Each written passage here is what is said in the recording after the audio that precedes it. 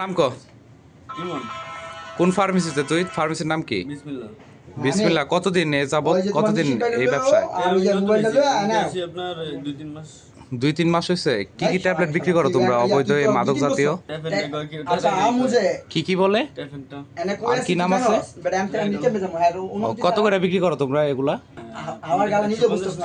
150 টাকা এটা তো পাতায় 20 টাকা 150 টাকা বিক্রি করো কেন এটা তো নেশা করে এটা মাদক দ্রব্য এটা এটা তুমি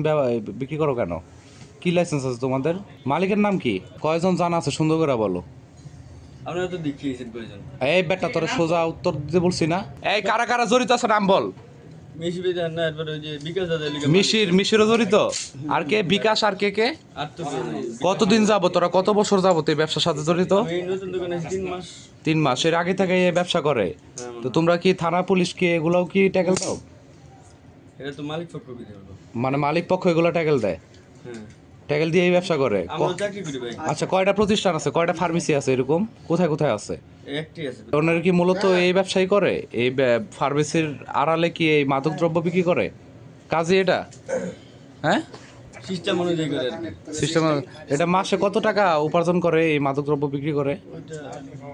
হ্যাঁ ওইটা জানতে পারবো না ভাই এই ব্যবসা করা অন্যায় এগুলা বিক্রি করা অন্যায় তুমি জানো না তো জানি আমি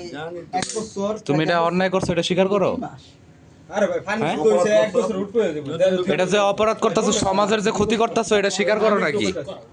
হ্যাঁ সম তো করবে কত মানুষ নষ্ট হইতাছে এটার মাধ্যমে তো সমাজের তুমি ক্ষতি করতেছো না হ্যাঁ আমরা ফাঁসি গেছি তো এটা কি অন্যায় না ভুল স্বীকার করো নাকি বলো ভুল তো স্বীকার করছি আমি তো এটার ভিতরে আর কখনো থাকবা এই যে টাকা টুকা নিয়ে একদম জানগা এন্তুনি আমি এই যে নতুন বিয়ে করছি তো এর লেগে ফাঁসি গেলাম নাইলে আমি এদিকে থাকতামই না ভাই